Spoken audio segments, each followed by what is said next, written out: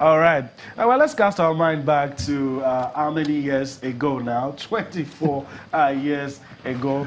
Promises were made. So, Johannes Bonfrere, the man had been with the Eagles, won Atlanta 96 for the Super Eagles, was part of everything good with the Super Eagles of Nigeria, and won the Olympics, almost won the Nations Cup in 2000, year 2000. And the promise made now finally kept, Mukuzi. But the wait was long, really long. 24 years. Yeah, I mean, that's massive. I mean, he was 49 when the promise was made to him. And now he's 71. Talk of the retirement benefits. It's quite disturbing. And as a people, it's better late than never, some would say. But as a people, we need to learn how to fulfill our promises. Okay, you know, because if we don't do these things, it will affect the motivation of players that are coming. Yeah, it will affect players who want to give their all. So let's listen to the man, how excited he was to finally get his hands on what he has been promised 24 years ago.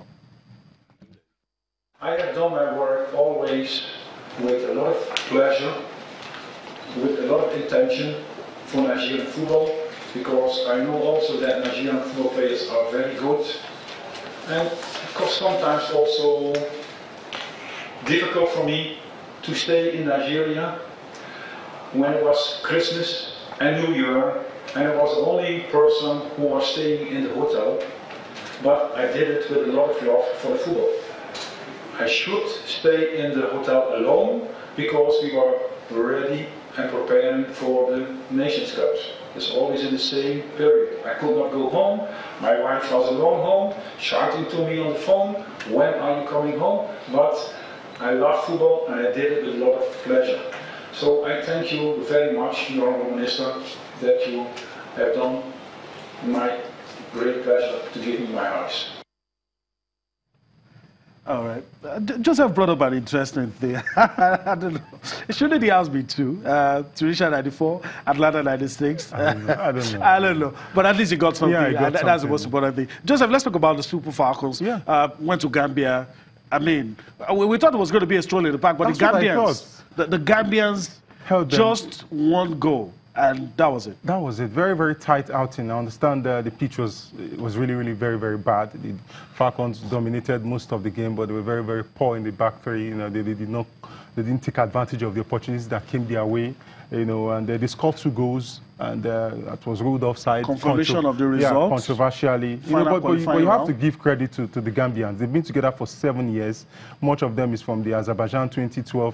6 years, much of it from the Azerbaijan 2012 team, and they did well defeating Mali and Burkina Faso. So they are a great side. Their coach is apparently very, very optimistic of the second leg that they could come in and you know, do great things. Okay, yeah. All right. So that's some of the other matches that were played today. Zambia beating Zimbabwe, Kenya beating Equatorial Guinea. Final round qualifiers. The first leg, of course, the guys from Gambia will come to the Agege Stadium on Monday. It's been a slaughter ground. So we'll see what happens with that one. Joseph, before I let you go, let's go to Roland Garros and talk about what's been happening. Novak Djokovic is tasted what has happened to Roger Federer and Rafael Nadal, you know, in the past, and now is battling injuries. He's not looking too good. And the highly anticipated, you know, quarterfinal game between Gabriel Muguruza and Sharapova. Muguruza edged that one. Let's talk about those two quickly as fast as we can. I really feel sad for Djokovic. I think he needs to be very, very, you know. But are the losses down to injury? Partly, you know, injury comes with loss of form. You know, having been absent from the game, having to do a lot of catch-up. But at this stage, he has to be very, very careful. He has to watch his body. You cannot take on all comers. He has to be very pick his games, the games, that tournaments that he plays. But what I sense is that he wants to be very forceful. He wants to come back. He wants to get into the mix. It's going to take him time. His body is not as young as he used to be. You know, he has a lot of catch-up to do. Roger, he should take a leaf from Roger Federer. From Roger and from Rafael. Now, Joseph, I want to thank you Always a pleasure, for your time on the show today. Hopefully, we'll do this some other time. Absolutely. All right. Let's listen to Novak Djokovic and Gabriel Muguruza, what both had to say. For one, it was a loss. For the other, progression at the French Open. So we'll do that and be back for more. on Sports Tonight? I don't know what I'm gonna do. I really don't know. I just came from the court. I don't know. Sorry guys, I cannot give you that answer.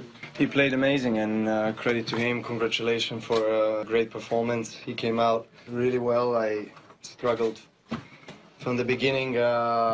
Fortunately, it took me time to get well, and struggled with a little injury as well at the beginning, and after when I warmed up it was better, but yeah, just pity that I couldn't capitalize on the chances on 4-1 in the fourth set, and some break points. I thought I had him there, but he came back, and credit to him. Being aggressive is, as I think you know, it's part of my game, and when you're facing somebody that also has an aggressive style of game, I think it's about, you know, who takes the command, who takes the first opportunity. So I think it was a little bit of that today. Very good match. I think she's right now probably the best player. Well, she's #1, so I'm excited to play a good semifinals, and it's good that it's tomorrow.